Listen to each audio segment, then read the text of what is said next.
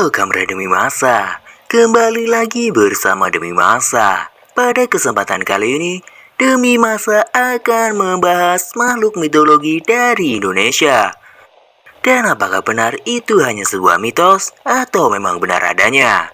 Demi Masa akan membahas tuntas tentang Nyi Roro Kidul, baik menurut pandangan sejarah konspirasi penjajah, mitos, dongeng, hingga agama Islam, bahkan teosofi. Bagi masyarakat yang tinggal di Jawa, Nyi Roro Kidul selalu dipercaya sebagai penguasa Laut Selatan. Wanita yang konon sangat sakti ini juga memiliki hubungan dengan raja-raja Jawa era Mataram hingga sekarang. Melalui persekutuan ini, Jawa dilindungi oleh kekuatan goib yang tak tampak. Namun, sangat kuat dan bisa dirasakan oleh mereka yang memiliki linui atau kelebihan. Masih tentang Nyi Roro Kidul, beberapa pandangan menyebutkan bahwa dia adalah seorang putri raja, seorang bidadari, jin, dan lain sebagainya. Lantas, manakah yang paling benar? Setiap pandangan atau perspektif memiliki kebenarannya sendiri. Kisah Nyi Roro Kidul, menurut pandangan sejarah dan konspirasi penjajah, kisah dari Nyi Roro Kidul bermula dari lahirnya seorang putri bernama Ratu Ayu dari Kerajaan Galuh. Sejak dia lahir, keanehan sudah terjadi pada tubuhnya. Dia bahkan bisa berbicara dengan mengatakan jika dirinya merupakan penguasa pantai selatan. Setelah dewasa, dia menunggu seorang pria yang kelak akan menjadi suaminya. Pria itu adalah Raja Jawa yang telah datang ke pantai selatan untuk meminta bantuan. Dan benar saja, akhirnya Panembahan Senopati yang merupakan Raja Mataram datang ke pantai selatan. Dia kemudian melakukan semedi selama beberapa malam, sebelum akhirnya Nyi Roro Kidul datang dan jatuh cinta kepada seseorang, yaitu dirinya. Akhirnya, kedua insan itu bercinta selama 3 hari 3 malam di bawah laut sebelum Panembahan Senopati kembali dan berperang.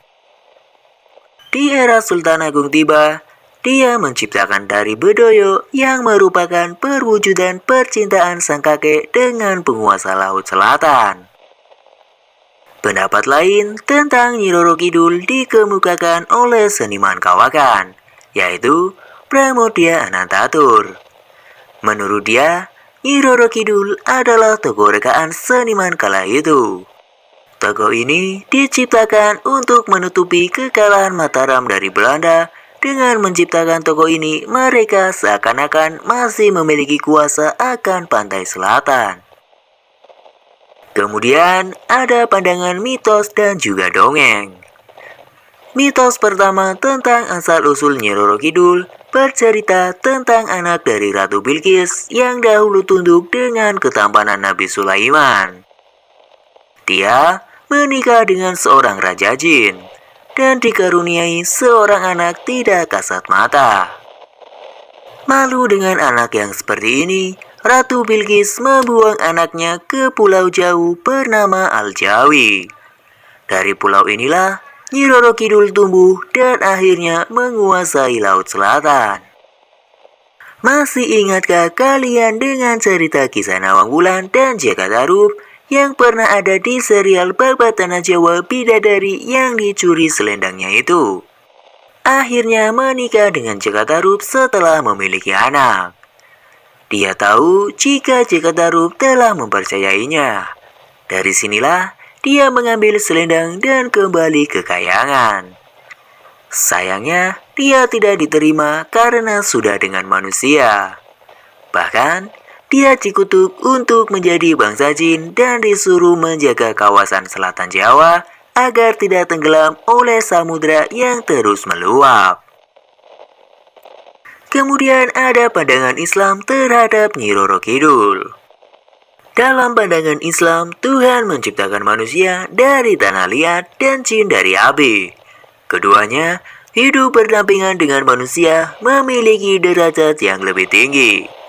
Mengetahui hal ini, kaum jin tidak terima, karena mereka memiliki kesaktian yang lebih besar dari manusia.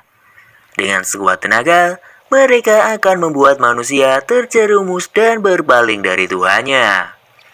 Nyi Roro Kidul, Raja Jin yang barangkali memiliki tingkatan yang lebih tinggi. Dia kemudian mengubah wujudnya menjadi seorang yang berparas cantik yang berat menggoda manusia. Dengan wujud ini, dia mengganggu manusia bagaimanapun caranya, termasuk memberi iming-iming jabatan dan juga uang yang sangat banyak. Yang terakhir ada pandangan teosofi tentang Nyi Roro Kidul. Teosofi adalah sebuah doktrin filsafat agama dan mistisme pada abad ke-19. Gerakan ini mulai muncul dan menyebar ke banyak negara di dunia. Salah satu tokoh dari teosofi adalah Jeffrey Edison. Dia menyelidiki banyak sekali peristiwa mistisme, termasuk mengatakan bahwa Borobudur ada dewa penjaga tanah yang membuat kawasan itu.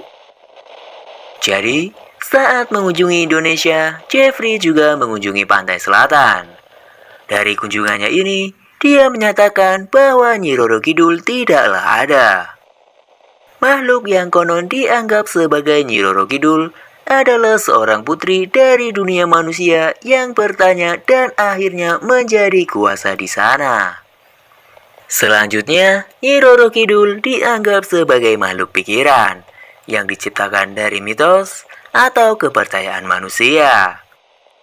Bahkan, Nyi Roro Kidul dianggap sebagai makhluk raksasa astral purba.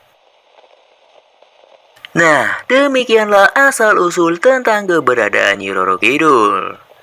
Banyak orang yang masih percaya bahwa yang tenggelam di laut itu diambil oleh Nyi Roro Kidul dan larangan memakai baju hijau di area pantai selatan. Bagaimana menurut Kamrademi Masa?